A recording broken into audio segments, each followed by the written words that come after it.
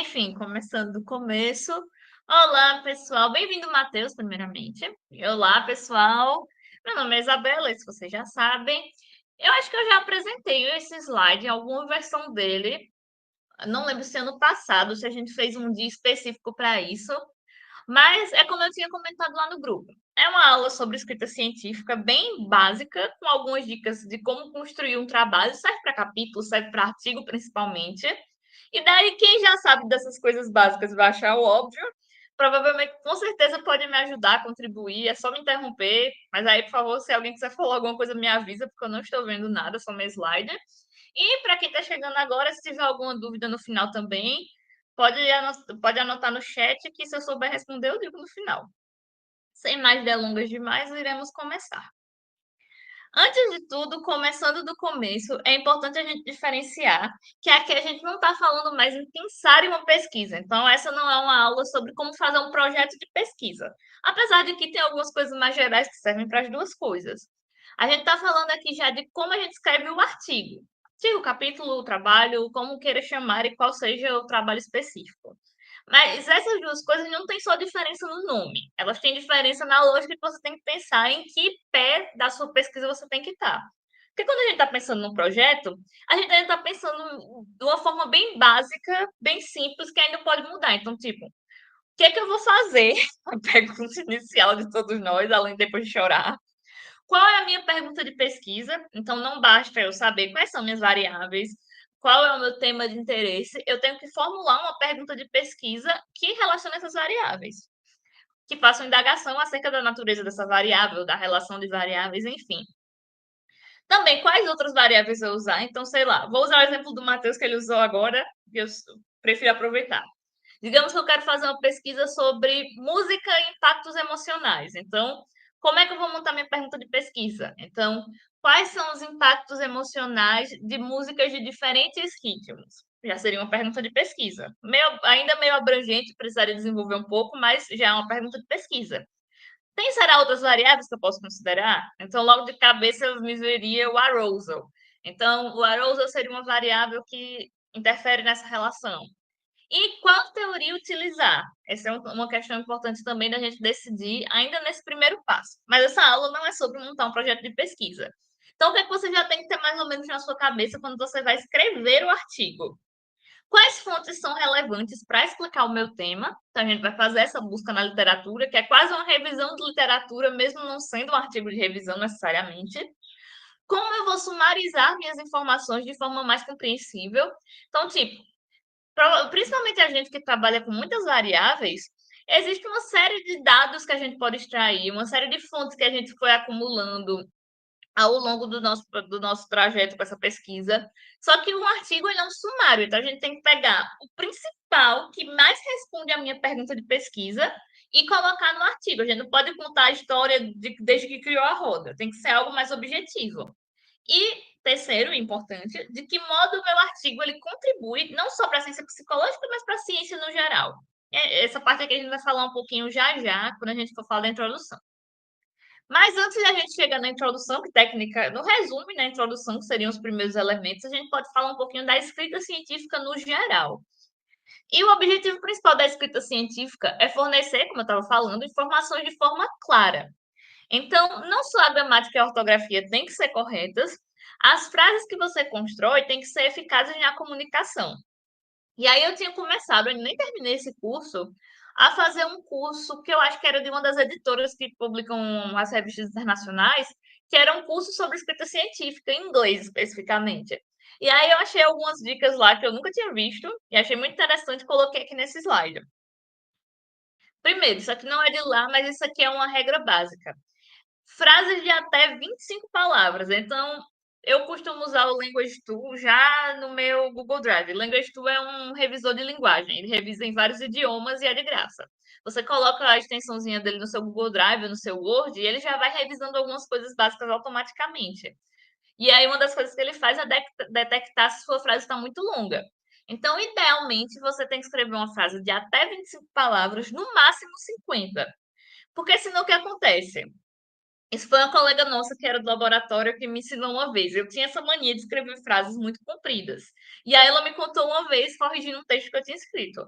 Bela, tu escreve muito da forma que você fala. Isso é uma coisa boa, de certa forma, porque faz ser mais fluido, mas também pega alguns vícios. Então, por exemplo, me ouvindo falar agora dá pra perceber, eu costumo falar sem pausa. E aí isso se refletia na forma que eu escrevia. Eu fazia uma frase enorme que quando a pessoa chegava no final, não sabia mais o que tinha no começo. Então a sua frase tem que evitar isso. A pessoa tem que ler e compreendê-la por inteiro. E aí uma regra básica aqui do gramática bem ensino fundamental e médio, o sujeito e o verbo da frase, eles têm que estar próximos, porque muitas vezes uma frase vai ter vários verbos, mas o verbo principal da frase, ou o verbo principal daquela parte da frase tem que estar pertinho do sujeito dela, para ficar mais fácil. E um conceito muito interessante é o conceito de ponto de estresse, que é a ideia de que as pessoas elas costumam, mesmo numa frase curta, prestar mais atenção no final da frase. Então, o final da frase é chamado de ponto de estresse. E aí você pode se aproveitar disso para usar o final daquela frase para apontar a ideia mais importante da frase, mesmo que seja só uma frase, e já conectar ela com o próximo ponto que você vai fazer. Então, usar esse finalzinho para destacar o que é de mais importante na ideia que você está tentando passar. E aí eu coloquei aqui um exemplo que seria um exemplo ruim, digamos assim. Não é que esteja errado, mas é um exemplo que pode ser melhorado. Então, o bem-estar psicológico é definido como um conjunto de fatores que contribuem para a satisfação e felicidade do sujeito, estando dividido em relações positivas, autoaceitação, autonomia, domínio ambiental, crescimento pessoal e sentido da vida, com todos esses aspectos contribuindo para a qualidade de vida. É uma frase enorme, que tem mais de 25 palavras. Mesmo tendo vírgulas, ela não parece ter pausas, e aí, quando eu chego aqui no final, que seria o ponto de estresse, seria só, com todos esses aspectos contribuindo para a qualidade de vida. Então, nem fala mais do fico do começo, na parte da satisfação e da felicidade, só desses aspectos aqui. Então, quando chegou no final, eu já esqueci o começo. E aí, uma forma de adaptar esse trecho, que é uma frase, seria dividir ele em múltiplas frases. Então, vou pegar aqui. As frases que, esses trechinhos que estão em brancos é o sujeito e o verbo da frase. Aqui, ó, a gente já dividiu em uma, duas, três frases, uma frase, e agora fica mais fácil de ler. O bem-estar psicológico é definido como um conjunto de fatores que contribuem para a satisfação e felicidade de um sujeito. Essa parte sublinhada é o ponto de estresse dessa frase aqui. Então, o que eu quero destacar é a parte da satisfação e felicidade. E aí, ele é composto por dadadadadadadá. Aqui não teria um ponto de estresse porque eu estou listando os componentes. Então, não necessariamente eu preciso que tenha um ponto de estresse. Esses aspectos contribuem para a qualidade de vida. Então, aqui a gente pegou um texto que estava mais difícil de acompanhar e a gente transformou num trecho mais simples de acompanhar, mais fácil de ler. É sempre lembrar aquilo que a gente vê em cognição social, em psicologia social. O ser humano é um avarento cognitivo, então a gente quer as coisas fáceis e quanto mais fácil o texto de acompanhar, é mais fácil que o seu leitor ele consiga acompanhar seu texto. E aí, uma outra dica geral sobre escrita científica é a questão das referências. Eu gosto de brincar quando alguém me manda alguma coisa para revisar, eu tenho que corrigir um trabalho, que texto científico não é artigo de opinião, não é post no Instagram, não é artigo de blog. Ele tem que estar fundamentado em literatura recente e relevante da área, ou no mínimo em literatura da área, caso ela não seja recente. E aí, o que acontece? Como assim? Me perdi um minuto, mas já recuperei. Como assim recente e relevante? Recente, porque a gente tem que priorizar sempre. Isso aqui, muitas revistas até já cobram que uma porcentagem das suas referências, mais de 40% ou 40%, sejam dos últimos 5 anos. Mas isso não quer dizer que referências antigas são proibidas. Você nunca pode usar. Não é assim. Mas quando é ideal a gente usar uma referência antiga? Antiga eu falo depois, 6 para lá, mas principalmente mais de 10 anos. Quando é um marco teórico-metodológico do seu tema específico, então, digamos que eu quero escrever um artigo sobre aprendizagem social. Aprendizagem social, a referência original é Bandura. Bandura lá em 1900 e bolinha. Então, faria sentido eu citar algumas pesquisas originais de Bandura nesse tema, porque é o marco teórico-metodológico. Segundo, para ressaltar os avanços de um problema. Então, se eu quero falar, por exemplo, sobre psicopatia. A psicopatia ela começou a ser estudada lá de novo, 1900 e bolinha, e agora é estudado assim. E aí eu quero comparar. Então, usar essa referência de 1900 e bolinha ajudaria no meu argumento. E terceiro, para destacar a escassez de estudos acerca de um tema. Isso dá para dar um exemplo da vida real. Eu fiz meu TCC sobre autodepreciação e não existia nada recente, tipo um ou dois artigos sobre o tema. E aí eu usei a falta de artigos sobre esse tema justamente, tipo, essa área é muito escassa. Por exemplo, além de fulano de tal e fulano de tal, artigos sobre o tema só podem ser encontrados na década de 80. E aí citei lá esse da década de 80. Mas quase sempre a gente usar dos últimos 5 anos. E como assim literatura relevante? Principalmente quando a gente está falando de artigos, principalmente para artigos para fora, evitar o que a gente chama de literatura cinza. Então, monografias, teses, dissertações. A gente sempre tem que dar preferência a citar artigos científicos publicados em periódicos científicos. Então, nossa, eu falei artigos científicos publicados em periódicos científicos. Não precisava dos dois, mas enfim, já foi. E aí, onde é que a gente pesquisa esses artigos? Nas bases de dados. Então, tem a Scopus, Scopus ela é paga, mas a gente tem acesso pelo Periódicos Capsis, mas caso você não consiga acessar pelo Periódicos Capsis, às vezes fica fora do ar. A Scopus ela tem a Science Direct, que é uma plataforma gratuita deles que tem alguns dos artigos lá. Tem a PubMed, tem o Google Acadêmico, que todo mundo conhece, a PsycInfo, e você também pode usar as próprias revistas. Então, por exemplo, a gente já conhece algumas revistas que são úteis para nossa área. Então, Psychology of Music, Media Psychology, Psychology of Popular Media. Você pode entrar nessas revistas e procurar especificamente nelas se tem alguma coisa, porque você sabe que ali provavelmente você vai encontrar alguma coisa já do nosso tema. Deixa eu ver se tem aqui. Pronto. Era esse aqui. Ah, não, esse aqui é outra coisa. E aí, essa é uma dica que eu fui aprendendo aos poucos, com o tempo, mandando artigo para fora. Se você já tem uma revista em mente, então, digamos, eu quero mandar meu artigo para Current Psychology. Você vai lá nessa revista e procura algum artigo que tenha a ver com o seu tema e cita ele. Porque, não sei por que, a probabilidade de uma revista aceitar o seu artigo quando tem um artigo de lá citado é maior. Isso é apenas uma observação do dia a dia. Por quê? Especificamente quando essas revistas mais gerais. Então, por exemplo, a Current Psychology, a Psychological Reports, elas são revistas mais abrangentes. Mas se você já usou uma referência deles, já facilita para o editor o trabalho. Opa, não, a gente já publicou algo nesse tema, então está dentro do escopo da revista. E aí, nesse sentido também, eu falei do editor, estava lembrando de outra coisa, falando nessa questão da escrita científica. É essa questão de tomar muito cuidado na preparação do artigo. Então, essas coisas que eu falei, de colocar fazer as referências direitinho, usar referências recentes, gramática, ortografia, tudo isso fazer com muito cuidado, porque o que acontece? Para quem não está tão familiarizado com o processo de publicação de um artigo, antes de ir para parecerista, antes de qualquer coisa, ele vai passar na mão de ao menos um editor. Se o editor abre seu artigo e ele já está com muitos erros de gramática e ortografia, com muito erro de formatação, muita referência desatualizada, vai passar para o parecerista, ele vai te devolver, então tomar muito cuidado, seguir sempre as normas da revista na medida do possível, porque se o seu artigo já chega organizadinho e diminui o trabalho do editor, ele já fica ali do seu lado. E ter um editor do seu lado no processo editorial ajuda muito, principalmente dependendo do parecerista. E aí saímos da escrita científica de forma geral e vamos para o primeiro tópico, que é a introdução.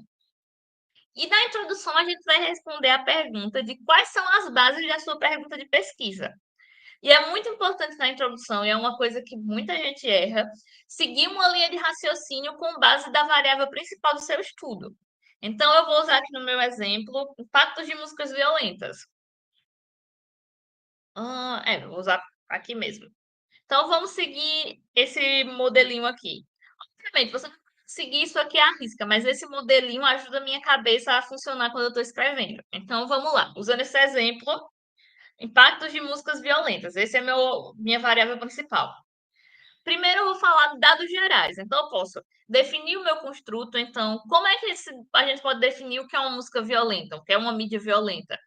Uma forma também de começar o texto, de já abrir de uma forma interessante, é trazendo alguns dados sobre ele. Então, sei lá, o Brasil é o quarto país maior consumidor de música, de acordo com fulano de tal, esse ano, principalmente se for estatísticas. Como esse fenômeno está incluído na sociedade atual, então você pode falar da problemática da mídia violenta. Então, é algo bem geralzão. Isso é normalmente só um parágrafo. É só para situar a pessoa no que você está falando e situar esse seu problema dentro da vida dela de uma forma mais simples. E aí você vai começar a desmiuçar a sua variável. Como é que ela tem sido investigada? Pesquisas relevantes para o seu estudo? Como a sua teoria tem sido utilizada para compreender a sua variável? E isso é muito importante. Acho que foi ontem, Débora e Thaís talvez lembre melhor do que eu, estava comentando com o Edson, como é importante a gente entender isso, tipo, tem variáveis que não encaixam com certos modelos teóricos, porque vêm de tradições metodológicas e epistemológicas, e todas essas palavras com lógico que são bem compridas e complicadas, enfim, que vêm de tradições muito diferentes e não encaixa. É como um quebra-cabeça, que cada peça veio de um quebra-cabeça diferente. Então, é muito importante a gente explicar também. Então, por exemplo, a gente trabalha com o modelo geral da agressão. Então, explicar como o modelo geral da agressão compreende o impacto da música violenta. E aí, depois que eu falar da minha variável principal, eu vou falar das outras variáveis do estudo. Então, definir elas, relacionar elas com a variável principal. E tudo isso aqui vai estar fundamentado pela minha teoria que dá suporte. Como assim? Um outro erro comum de exemplo para vocês. Às vezes acontece de a pessoa está lá escrevendo o texto, está usando uma variável, digamos, por exemplo, completamente quantitativa. Então, está usando modelo geral da agressão, está investigando uma variável de mídia da forma que se investiga no modelo geral da agressão, mas aí vem trazer estudos para embasar que usam uma abordagem de coleta de dados ou usam uma teoria que não tem nada a ver e que, inclusive, muitas vezes contradiz. Então, é isso que eu estou falando. Usar coisas que fazem sentido uma com a outra. Lógico que não quer dizer que você precisa ficar amarrado a uma teoria ou a um modelo teórico, mas entender que, tipo, a não ser que você esteja realmente tentando fazer um paralelo entre duas coisas completamente diferentes, o ideal é que o seu texto ele siga essa mesma linha de raciocínio. E aí, uma dica que eu dou, principalmente em revistas de fora, eles gostam muito disso. E se você tiver muitas variáveis secundárias, então, além das suas variáveis principais, é usar subtópicos na sua escrita. Então, ao invés de você escrever a introdução como um texto completo, você vai abrindo subtópicos. Então, por exemplo, você faz a introduçãozinha básica sobre música violenta, aí vai lá, música violenta e agressão, música violenta e comportamento prossocial, e o presente estudo, que é o tópicozinho final, que aí você vai falar esses dois pontos finais da introdução. Só um minuto.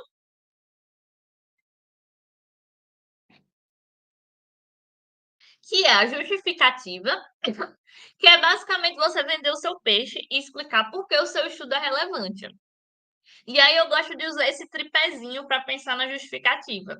Idealmente, sua justificativa ela tem que ter esses três pontos, mas caso não tenha, tem que ter ao menos um ou dois deles.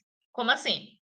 A sua justificativa ela pode ser teórica, no sentido de como é que ela contribui para o desenvolvimento da teoria. Então, por exemplo, de novo, estou usando o modelo geral da agressão. Eu posso dizer que o meu estudo contribui para o modelo geral da agressão, porque ninguém nunca usou a teoria para compreender esse problema específico que eu estou propondo. Então, é assim que ele está contribuindo para a teoria.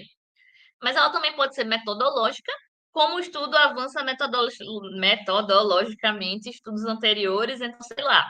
Já existem estudos com músicas violentas relacionando elas à agressão, mas a maioria dos estudos anteriores tinham amostras muito pequenas, e aí o meu tem uma amostra muito grande, muito significativa. Ou pode ser, e essa aqui, para mim, não pode faltar essa parte aqui, a justificativa social. Então, como o meu estudo, mesmo que ele não seja um estudo de campo, uma pesquisação, como o meu estudo pode contribuir para auxiliar em problemas da sociedade. E isso pode, não necessariamente diretamente, pode ser, por exemplo, o desenvolvimento de projetos, desenvolvimento de políticas públicas, contribuindo com a discussão de certas questões sociais. A gente pode falar disso um pouquinho mais na discussão. E sua introdução, a não ser que seja indicado em alguma coisa da revista, que seja específico da revista, ela sempre vai terminar com objetivo e hipóteses. Algumas revistas deixam você colocando as hipóteses conforme você vai escrevendo o texto, mas fica melhor quando fica tudo junto no final. O objetivo Deixa eu ver se tem um slide aqui que eu não me lembro. Ah, tem não.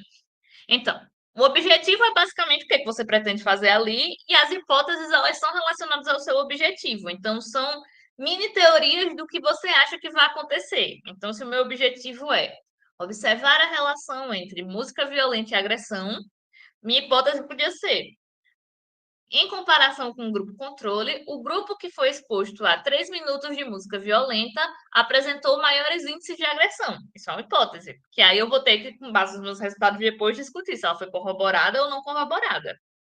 E aí aqui eu vou mandar esses slides para vocês de novo depois.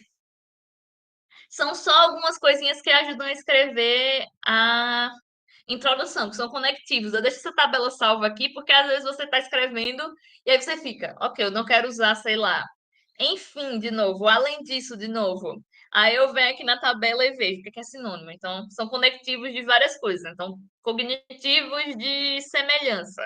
Da mesma forma, eu sou viciada no da mesma forma. Então, às vezes, eu estou escrevendo 3 parágrafos seguidos usando da mesma forma. Aí eu venho aqui para olhar um sinônimo, para não ficar usando sempre a mesma coisa. Aqui é só o resto da tabela. E aqui são alguns verbos que são utilizados para escrever objetivos. Então, se seu objetivo é exploratório, então explorar alguma coisa, você pode usar conhecer, identificar, levantar, descobrir. Descritivo, esses aqui, explicativos e correlacionais. No caso do que a gente está falando aqui, seria acho que entrar em correlacional. Então, meu objetivo é relacionar ou observar a relação entre tal coisa e tal coisa. Mas aqui também entraria explicativo, verificar a relação entre música violenta e agressão. Estou usando esse exemplo só porque eu estava aqui. E aí, isso aqui, quem falava era o professor Natanael, na época que eu paguei PPB, quando a gente foi fazer o relatório do laboratório, que era esse famoso método do funil. Ele falava que é para a gente escrever a nossa introdução usando o método do funil, ou seja, a gente começa bem no geralzão e termina no específico, que é nosso objetivo. O que, que tem mais de específico para a gente no nosso texto que o nosso objetivo? E aí, aqui é só um exemplo de usando essa lógicazinha do funil num texto. Isso aqui é um pedaço de um artigo que a gente publicou sobre trollagem na Psychological Reports, eu acho. E aí, eu só marquei o texto com os coisinhos para ficar mais rápido. Então, basicamente, a gente começou a introdução falando o que é trollagem, então definindo ela, mas antes disso, até falando. O crescimento tecnológico e a necessidade das pessoas de estar continuamente conectadas, em adição ao investimento de tempo e energia em relações virtuais, faz com que o cyberespaço seja um local fértil para a expressão de comportamentos desviantes. Foi só uma introdução geral de onde a trollagem vai se encaixar aqui. Entre eles está a trollagem online, definida, babá. Aí depois que a gente falou trollagem de forma geral, como é que ela se diferencia de outras formas de agressão online? Quais são as características específicas da trollagem? O que estudos anteriores dizem que já foi relacionado à trollagem? E com base no que já foi feito, o que, que a gente está propondo de diferente? E aí, basicamente, é isso. É sempre seguir essa lógica. Obviamente, vocês não precisam fazer exatamente assim, e cada um tem sua forma de escrever que faz sentido para você. Mas é só no sentido de começar falando de algo da forma bem abrangente, até você chegar em o que é que meu estudo está fazendo de diferente, o que é que eu quero fazer, por que eu quero fazer isso. E aí, depois que você faz essa introdução ao seu problema de pesquisa, você vai para o método. O método, não sei vocês, quem está aqui já trabalhou, fez algum artigo, enfim. Eu particularmente acho o método a sessão mais tranquila de fazer. Então, apesar da introdução ser a primeira sessão do artigo, tecnicamente, eu nunca começo pela introdução. Sempre que eu estou desmotivada para escrever ou para começar a escrever alguma coisa, eu escrevo logo o método. Aí eu escrevo os resultados. E aí depois eu vou para a discussão e para a introdução, porque são as partes mais difíceis de escrever, porque você precisa pensar, refletir, organizar. Não que aqui você não precise, mas o método ele é basicamente um manual de instruções de como seus dados foram coletados. Então é algo mais tranquilo de você só dizer, ah, a gente fez assim, assim, assado. E se você já tiver escrito alguns artigos depois de algum tempo, meio que já fica no automático. A maior dificuldade do método, depois que você já escreveu uns 5, 6 artigos, é como escrever certas coisas de formas diferentes para você não ter autoplágio. Porque, por exemplo, quase sempre nos nossos estudos a gente usa correlação, regressão, modelagem de equações estruturais. Aí, quando usa modelagem, a gente usa determinados critérios que são os mesmos absurdo, porque todo mundo usa a mesma referência para os pontos de corte. Aí, como é que você escreve isso pela 20ª vez, de uma forma diferente, para não ter problema de plágio? Fora isso, o método é uma sessão tranquila de escrever. Se você entender a lógica da situação e prestar atenção nas normas da revista. E aí, quais são os subtópicos do método vai depender não só do tipo de pesquisa, mas também da revista. Tem revistas que pedem para organizar de uma forma diferentezinha do que eu vou apresentar, mas é quase sempre segue esse modelo ou algo muito parecido. Pode estar lá com um nome levemente diferente, mas na realidade ser a mesma coisa. Aí eu coloquei aqui só os três tipos principais que a gente costuma usar. Numa pesquisa correlacional ou experimental, os subtópicos normalmente vão ser amostra, instrumentos materiais, procedimentos e análise de dados. Onde na amostra você vai escrever o número de participantes, as características desses participantes, qual foi o tipo de amostragem. Então, você utilizou uma amostra não probabilística por conveniência, que é o mais comum. Usou uma técnica de coleta de snowballing, que é basicamente um participante convida outro, e outro, e outro, e assim vai. Os seus instrumentos e materiais, então você vai descrever quais foram as escalas que você aplicou. Aí, no caso, por exemplo, voltando para esse exemplo da música violenta. Se você faz um experimento com música, qual foi a música que você usou? Qual a duração dela? O que, é que tem no conteúdo dela? Para que você não obrigue o leitor, ou primeiramente o parecerista, mas depois os seus leitores, a ver no seu artigo e ter que ir procurar para saber essas coisas. Você tem que colocar o máximo de informação possível ali. E nesse tópico aqui, quando você estiver falando das escalas, não esquecer de informar a fidedignidade das escalas no seu estudo. Outro erro que eu já vi acontecer. A pessoa vai reportar a fidedignidade, o alfa de Cronbach, o ômega de McDonald's, enfim, uma medida de fidedignidade, e ao invés de falar quanto deu na coleta dela, diz a original. Então, o autor original achou uma fidedignidade de tanto. Ah, mas e no seu estudo? Então, você tem que sempre reportar. Se for uma escala que tem mais de um fator, você tem que reportar para cada um dos fatores. Aí, os seus procedimentos, isso envolve tanto seus procedimentos de coleta. Então, você coletou com questionário? Foi com formulário online? Como é que foi? Como é que estava organizado esse questionário? Os seus procedimentos éticos, então, foi avaliado por um comitê de ética de pesquisa? Aí você fala, no nosso caso, por exemplo, ressalta-se que esse projeto, que essa pesquisa foi avaliada e aprovada pelo Comitê de Ética em Pesquisa Institucional. Aí, normalmente, você não coloca logo o nome da universidade para não atrapalhar o processo anônimo de avaliação. E aí você também vai falar sobre como você conseguiu o consentimento. Então, participação no estudo só ocorreria mediante de assinatura de termo de consentimento livre e esclarecido, e falar também que normas éticas você seguiu. Então, no caso aqui no Brasil, você falaria, se for um trabalho em português, você coloca a resolução 510/16. Mas aí, para trabalhos para fora, normalmente eu coloco esse trabalho seguiu as diretrizes de pesquisa nacionais, alguma coisa assim, e já normalmente serve. E também, se você fizer um experimento, você vai falar o processo do experimento. Então, sei lá, o experimento foi realizado na sala do laboratório, utilizando um computador da marca tal, que tinha acompanhado de um fone da marca tal. Isso basicamente serve para que, se alguém quiser replicar o seu estudo ou fazer um estudo semelhante, ele tem informações suficientes para fazer essa replicação e chegar nos mesmos dados. Para não ter desculpa de dizer que foi por culpa sua que não deu certo e só no seu deu certo. E por fim, você vai falar da análise de dados. Aqui não, obviamente, você falar seus resultados, mas falar como você analisou esses dados. Então, quais foram os programas que você usou, quais foram as análises que você usou. Caso seja alguma análise que tenha um ponto de corte pré-definido, então estava falando agora da equação estrutural, que os índices de adequação do modelo, eles têm uns parâmetros específicos. Aí você diz, foi considerado para esse negócio o ponto de corte, sei lá, 0,95 ou mais. E aí você cita a referência de onde você tirou esse ponto de corte. A gente pode olhar um artigo depois para eu ir mostrando essas coisas. Numa revisão sistemática, os tipos de tópicos que tem são mais soltos, no sentido não que você vai fazer tudo doido, mas que, tipo, se você for ler uma revisão, ela pode usar os tópicos de uma forma, aí em outra de uma forma. Até eu, às vezes, faço de um jeito e depois faço de outro. Mas as informações principais que tem que estar são esses 4 tópicos aqui. Os critérios de inclusão e exclusão. Então, como você escolheu, que é sistemático, então tem que ter critérios. como você escolheu os artigos que foram incluídos na sua amostra, quais bases de dados você usou para coletar esses dados, então Cielo, PepSic, Scopus, PubMed, etc. A coleta e a qualidade de dados, então, quanto tempo você ficou coletando esses artigos nas plataformas? Então, sei lá, de 1º de junho a 5 de agosto.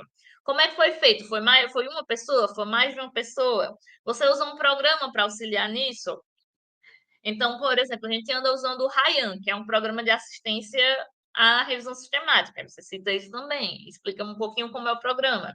E como esses dados foram analisados. Então, você analisou só sintetizando à mão mesmo, tabulando e indo na mão ou no Excel, ou você usou algum programa de análise de texto? Tudo isso vai entrar na seção do método. E aí, uma coisa que você pode usar, se você está começando, ou então se você está fazendo algo que você não costuma fazer, então, sei lá, eu estou agora, nesse momento, começando a aprender a fazer meta-análise.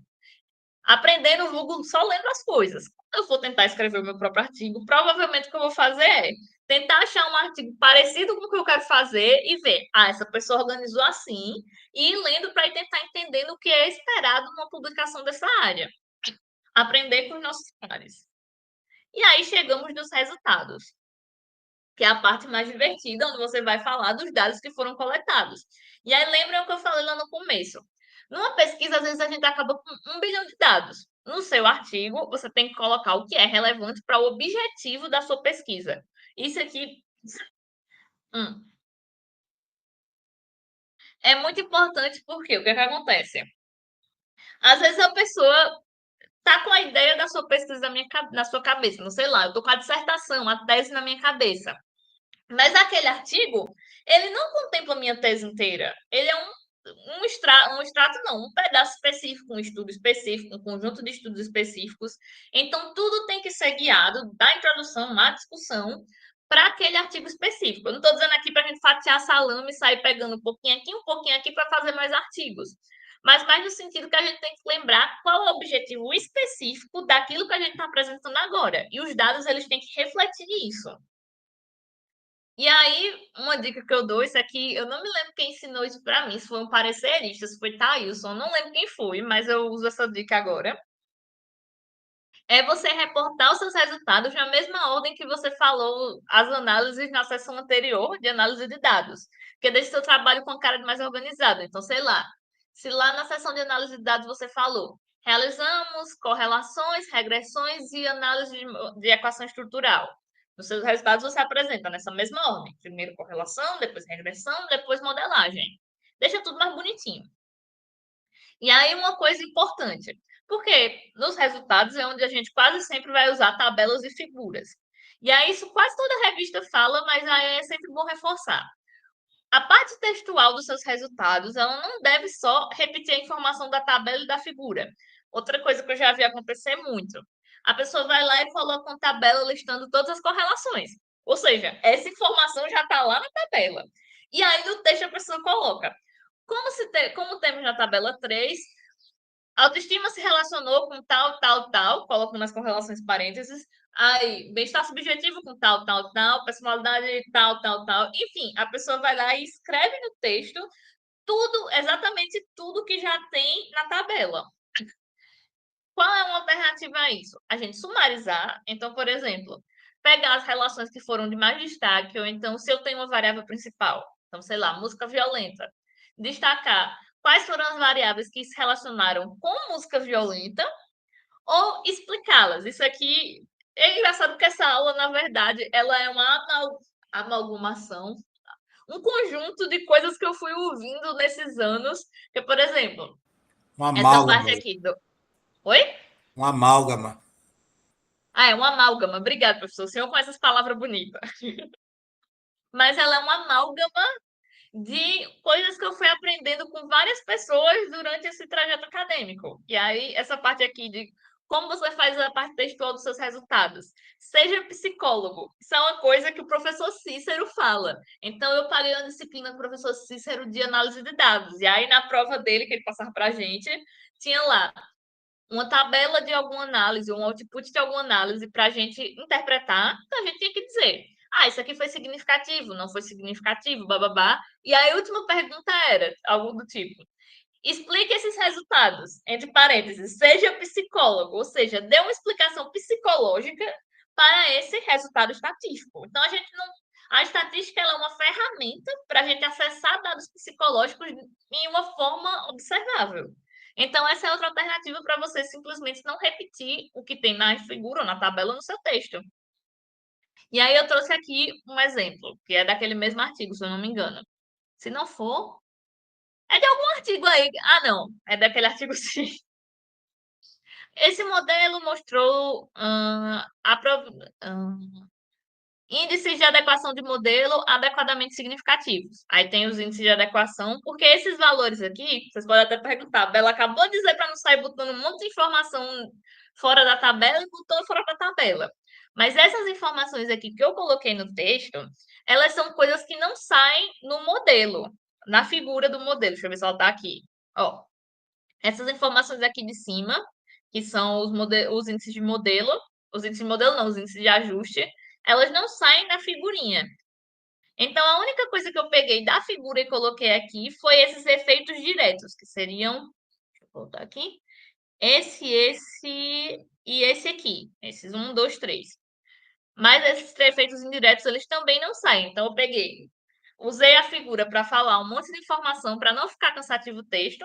Peguei da figura só o que era de mais importante, coloquei no texto, que são os efeitos diretos, e o que não, o que era importante, mas não tinha na figura, adicionei ao texto. E aí falei no final que a figura 2 detalhava esse modelo que a gente está falando. Basicamente é um modelo que mostra. Os autores desse artigo tá aqui, eu acho. Cadu, Débora, Thaís. Falta quem? Falta acho que uma outra pessoa, mas na metade aqui. Mas foi um artigo que a gente fez sobre como o consumo de mídia violenta na internet mediava o impacto da autoestima e do medo de ficar por fora na trollagem. Então, basicamente, uma baixa autoestima e um alto medo de ficar por fora impactavam a probabilidade de você ser um troll na internet. E esse impacto ele não era só direto, ele também era mediado por um alto consumo de violência na internet. Então, essas três coisas aqui são fatores de risco para você fazer você um troll na internet. Só um minuto. Minha garganta está se recuperando da gripe ainda. E aí, uma coisa que eu descobri tarde demais na minha vida, como a gente trabalha com a APA, é que nesse site chamado APA Style, que se eu não me engano é oficial da APA, eu digo pelo domínio, eles já têm uma, uns exemplos das tabelas e figuras de análises mais comuns. Então, às vezes eu ficava na dúvida ou levava cara no parecerista. Ah, essa tabela não é assim na APA. Poxa, eu vi em outro artigo que era assim, como é? E aí eu descobri esse site. A gente pode abrir ele depois? Eu não tô conseguindo coisa. Show. Não, não tá indo. Mas depois eu abro aqui e a gente dá uma olhada, eu mostro pra vocês como é, só para não perder o fio da meada. E vai ter lá exemplos de todos os tipos de tabelas e figuras que você faz na APA, como faz a legenda, como faz tudo. Basicamente facilita muito nosso trabalho. Por fim, temos resultados, temos método de produção, chegamos na temida por muitos, amada por outros, a discussão. E aí, eu admito para vocês, contando a história pessoal, que eu já fui uma das pessoas que odiava escrever discussão. Eu tinha muita dificuldade de escrever, de saber como começar, como organizar minhas ideias para ficar um negócio compreensível. E aí eu comecei a usar essa estruturazinha, esse hack, que eu chamo do o que por quê. Como assim? Que é basicamente você falar o que aconteceu, então o que você observou nos seus resultados e por que isso aconteceu. Então você dá uma explicação teórica para o dado empírico. Como, por exemplo, o que é que aconteceu ali naquele estudo que a gente estava vendo? Fato. O consumo de conteúdo violento na internet aumentou a probabilidade de trollagem. Por que isso aconteceu? Eu posso comparar com estudos prévios que têm resultados nessa direção, posso dar uma explicação teórica e eu posso propor também explicações alternativas. Então, eu posso dar a explicação teórica padrão, na teoria que eu estou utilizando, mas eu também posso dar uma explicação alternativa e dizer, mas isso tem que ser testado ainda em estudos futuros. E aí você vai fazer isso aqui do que porquê para todas as partes do seu objetivo. Então, se o meu objetivo era, sei lá, observar o impacto usando o nosso exemplo lá do começo, para não usar só o desse artigo aqui. Se o meu objetivo era investigar o impacto de músicas violentas na agressão, no comportamento prossocial e o papel mediador do arousal, por exemplo. E aí eu vou fazer o que por quê para todas essas coisas. Então, o que que aconteceu? A música violenta aumentou a agressão. Por que que isso aconteceu? Babá. O que que aconteceu? A música violenta diminuiu o comportamento prossocial. Por que que isso aconteceu? Mesma lógica. Ah, o arousal mediou efeitos indiretos dessa relação. Por que que isso aconteceu? Até eu esgotar todos esses pontos principais da minha pesquisa dos meus resultados. E aí, depois que eu terminar isso aqui, eu vou para essa sessão aqui, que ela. Não, essa sessão, nessas três sessões, esses três pontinhos, que elas podem estar na sua discussão, mas dependendo da revista, eles podem pedir para que isso aqui esteja no sessão de considerações finais ou de conclusões, como ressaltando, é sempre bom você olhar as normas da revista. Mas na versão original de escrita, você pode escrever dentro da discussão e só separar depois. Vai falar das suas limitações. Essa é uma sessão que a gente muitas vezes tem dificuldade de fazer, porque a gente fica com aquela neura de se eu apontar o que está de não tão bom no meu artigo, eles não vão querer. Onde, na verdade, é o contrário. Muitas vezes o parecerista vai lá e fala: você podia citar isso aqui como limitação. Uma limitação não faz o seu artigo ruim, porque nada que a gente faz vai salvar o mundo, nada que a gente faz, a não ser que um caso em um trilhão. Um único artigo, uma única pesquisa, ela não vai mudar o mundo. Ela é uma sementinha, ela é um pedacinho da construção de algo maior, que é o conhecimento científico sobre aquele tema. Então, como uma sementinha, ela não pode ser perfeita. Cada sementinha tem seu jeito, e muitas sementinhas constroem alguma coisa maior. Então, você não precisa ter medo de falar das suas limitações. Então, o que é que pode ter afetado seus resultados? Então, eu fiz a minha coleta de dados online. E aí você fala, apesar da coleta de dados online ter benefícios, como isso e isso, ela também pode afetar os dados dessa forma, dessa forma e dessa forma. De que forma o seu estudo podia ter sido melhor? Então, sei lá, o estudo teve uma amostra que foi majoritariamente feminina ou majoritariamente jovem. Então, se eu estou falando que esses resultados eles servem para adultos, eu precisaria de uma amostra talvez mais equitativa, igual, mas mais abrangentes. Estou perdendo as palavras difíceis hoje. Precisaria ter mais homens, precisaria ter mais pessoas mais velhas, etc. E quais aspectos precisam de maior investigação? Por quê? Porque aí você já passa para as contribuições e aí você fala, ok, meu artigo está errado, está faltando nesse monte de coisa aqui, mas ele contribuiu em essas coisas aqui. E como esses resultados eles contribuem não só para o avanço da teoria, e da literatura sobre esse tema, mas para a atuação do psicólogo que está na prática. Então, como é que isso que eu estou trazendo aqui pode contribuir para um psicólogo clínico, para um psicólogo educacional, para um psicólogo que trabalha com políticas públicas?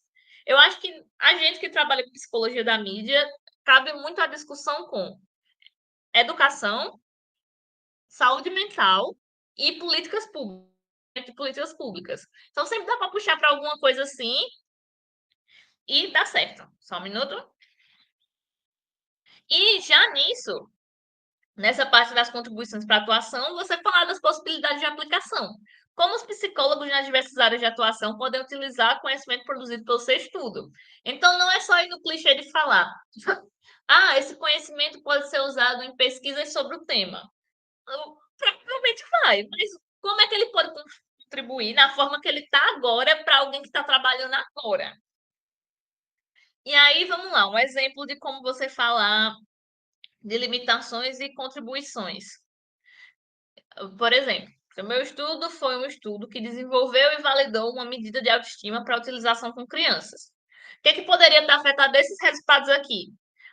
Eu coletei meus dados em só uma única escola. Então, eu coletei todos os meus dados em um único ambiente. Outra medida utilizada não era uma versão específica para esse público. Então, sei lá, eu quis que ela correlacionar nesse meu estudo de validação autoestima e personalidade, mas a medida de personalidade que eu usei nunca foi usada com crianças. A gente adaptou, desenrolou, deu certo, mas não era. Então, eu vou e falo esse fato, que isso pode ser uma limitação. Como é que esse estudo pode ser melhorado? Comparar os resultados com outras medidas de autoestima e investigar os resultados a longo prazo. Então, será que os resultados se mantêm longitudinalmente. Inclusive, eu vi um artigo ótimo sobre isso hoje, eu mandei para o Wellington, eu vou mandar para vocês depois, que foi um artigo com aquela escala Bergen de dependência de redes sociais. E aí é um artigo que eles fizeram uma análise de invariância longitudinal. Então, eles mediram, usaram a escala em um ponto, e eu acho que 2 anos depois eles usaram de novo e fizeram essa invariância com esse, usando o período de tempo como a divisão de grupos. Achei bem interessante. O que precisa ser mais investigado? Ah, será que essa medida é unifatorial mesmo ou será que ela é multifatorial? Quais são as relações dessa medida com outros indicadores de saúde mental em crianças? E em que seu estudo contribui? Na investigação do tema em populações além de adultos, então a maioria dos estudos sobre autoestima é feito com adultos, e aí tendo uma medida que é específica para crianças e adolescentes, eu tenho uma forma de fazer essa investigação de forma melhor, e na compreensão da autoestima em fase de construção da autoimagem. Isso aqui eu tirei já bem uma contribuição bem teórica, porque a adolescência e o final da infância são períodos críticos para o desenvolvimento da autoimagem do ser humano. Então, agora a gente tem uma medida validada e que funciona para investigar a autoestima justamente nessas fases de desenvolvimento crítico. E como esses resultados podem ser aplicados por psicólogos clínicos que trabalham com esses públicos e intervenções sobre autoimagem positiva no contexto educacional. Isso aqui foram só alguns exemplos que eu fiz para esse exemplo. Com o nosso artigo bonito, completo, feito bonitinho, seguindo todas as normas e leis, a gente vai ter que escolher uma revista. O que, para quem está começando, eu lembro que quando a gente começou a tentar publicar, é um processo que é muito difícil de começar, porque é muita informação e uma coisa, um lugar diz uma coisa, outro lugar diz uma coisa, a gente fica meio doido da cabeça. Mas depois de um tempo a gente vai se acostumando. Para a gente escolher uma revista para o nosso artigo, eu recomendo você sempre procurar primeiro uma revista que tenha um foco similar ao seu estudo, porque isso aumenta consideravelmente a chance de aprovação. Então, por exemplo, se eu estou fazendo um estudo sobre mídia, eu vou lá. Ah, quais são as revistas que tem sobre psicologia da mídia? Tem a Psychology of Music. Ah, mas o artigo é com música? Não, então já vaza. Tem a Media Psychology da Taylor Francis, eu acho que é da Taylor Francis. Não, é da Sage, eu acho. Estou tentando lembrar o nome da editora. Enfim, tem a Journal of Media Psychology, tem a Psychology of Popular Media. Então, quanto mais perto estiver do seu tema. Então, por exemplo, a gente fez um artigo sobre comportamento antissocial sexual online. De novo, eu acho que a maioria dos autores está tudo aí. E aí a gente mandou essa revista para uma revista que era o Journal of Sexual Aggression. Então, era uma medida de comportamento sexual agressivo e a gente mandou para uma revista que era especificamente sobre comportamento sexual agressivo. Então, tentar fazer isso. Se você não puder, você tentar achar uma revista mais geral, então isso que a gente estava falando, Psychological Reports, Current Psychology, tentar achar uma dessas, mas que já tenha publicado alguma coisa parecida com aquilo. Porque se eles nunca publicaram, dificilmente eles vão aceitar alguma coisa que foge tanto do escopo deles. Essa e outras variáveis devem ser consideradas na escolha do seu periódico ideal. E quais são essas variáveis? O fator de impacto, Qualis. Aqui no Brasil a gente conhece mais o Qualis, mas quanto mais você vai avançando, mais você vai focando mais no fator de impacto, que são medidas da qualidade, digamos assim, de uma revista. E aí você sempre escolher de acordo com os resultados do seu artigo. Então, é hora da gente ser um pouquinho humilde. Então, será que o meu artigo ele tá bom para uma revista 1 ou para uma revista com fator de impacto 10? Ou será que eu espero aquele artigo muito bom, muito bem feito, com amostra gigante, para eu tentar nessa 10? Ah, Bela, quer dizer que eu nunca vou tentar numa revista 1? Não, como diria o próprio Cadu, que está aqui conosco, pesquisador, às vezes a gente tem que ser um pouquinho cara de pau. Então, se você acha uma revista que tem tudo a ver com o seu tema, que já publicou sobre esse tema, mas aí você fica, ih, rapaz, mas o fator de impacto é tão alto, tenta. Principalmente se for uma revista de fora que tende a responder você rápido. Tenta, porque vai que eles aceitam. A gente tem que ser cara de pau e ajuda também a gente a trabalhar, a receber não, a saber que às vezes seu artigo vai ser rejeitado porque de fato você precisa melhorar ele, e tudo bem, ninguém é perfeito. Às vezes ele vai ser rejeitado só porque o parecer não foi com a sua cara, ou porque a revista está recebendo muita coisa, muita demanda, e eles não têm como aceitar tudo. Enfim, faz parte do processo. Isso aqui eu já falei, o tema principal de publicação da revista. Então, o que eles publicam mais? também. Estudos quantitativos ou qualitativos. Então, se você vê uma pesquisa, uma revista que tem tudo a ver com o seu tema, mas aí você abre e sua pesquisa é toda quantitativa, toda psicométrica, e eles não publicam nada disso, é difícil que o seu artigo vai ser aceito nessa revista. Então, é sempre bom a gente prestar atenção no escopo. E também a taxa de aprovação e tempo de espera. Essa aqui é um problema, porque muitas revistas não disponibilizam isso. Mas cada vez mais está tendo a tendência das revistas falarem, ó, o tempo de espera médio da avaliação de um artigo é de 2 meses, 3 meses, tem uns que é 5 dias. E a taxa de aprovação é tipo, qual é a probabilidade de um artigo submetido ser aceito? Porque aí, se ela for tipo, demora 6 meses e a taxa de aprovação é 1% de probabilidade, aí você talvez já pense em outra. Aí aqui, só trazendo os exemplos que você estava falando. Aqui é os objetivos e escopo da Media Psychology, que é a revista que eu estava falando.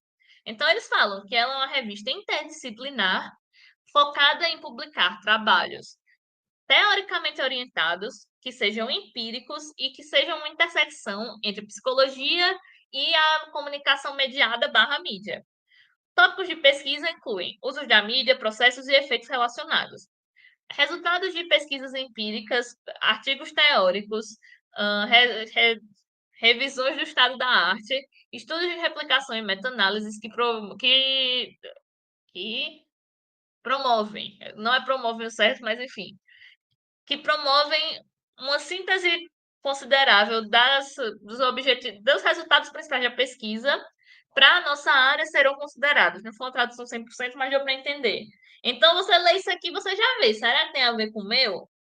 E aqui já dá uma dica de coisas que podem fazer eles rejeitarem. Então, por exemplo, se você vai e seu estudo ele é um estudo correlacional, mais simples e que não está muito baseado na teoria, a editora já vai dizer, olha, a gente foca aqui em coisas que são bem teoricamente fundamentadas, então talvez não sirva para essa revista. E aqui o que eu estava falando, muitas revistas de algumas editoras têm isso aqui que são chamadas Journal Metrics. Então, não só tem quantos acessos tem, mas tem o fator de impacto, tem outras medidas de citações, outras métricas de citação, e tem aqui, ó, a velocidade e taxa de aceitação. Eu acho que isso da Media Psychology. A Media Psychology demora, em média, 35 dias do dia que você submete até uma primeira decisão. Então, se vai ser rejeitado ou se vai ser aprovado com revisões ou revisões mínimas. 87 dias, desde o dia da submissão até a primeira decisão depois dessa avaliação inicial e 14 dias do aceite definitivo até a publicação online. Então, você pode usar essa aqui como uma média. Então, por exemplo, se eu preciso desse artigo publicado o mais rápido possível, porque eu preciso dele para comprovar alguma coisa, talvez não seja o melhor, mas se eu não estou com tanta pressa, a gente espera. E eles têm uma taxa de aceitação de 9%. É bem baixinha, realmente é difícil publicar lá. E muitas editoras, porque é difícil achar, às vezes, as revistas. Depois de um tempo, você vai lembrando, acho que você já sabe que aceitam coisas para tal coisa. Mas muitas editoras elas disponibilizam journal finders. Então, basicamente, são programazinhos, softwares, que você vai botar informações do seu artigo e eles vão sugerir uma revista que tem a ver com o seu artigo. Posso mostrar para você já já. E aqui, ó, eu ia mandar lá no grupo, mas quem quiser assistir esse material posteriormente, acessar no caso, só o slide, não minha apresentação, que vai estar no YouTube. Tem esse linkzinho aqui, bit.ly ajuda artigo, e dá para acessar esses slides tranquilo.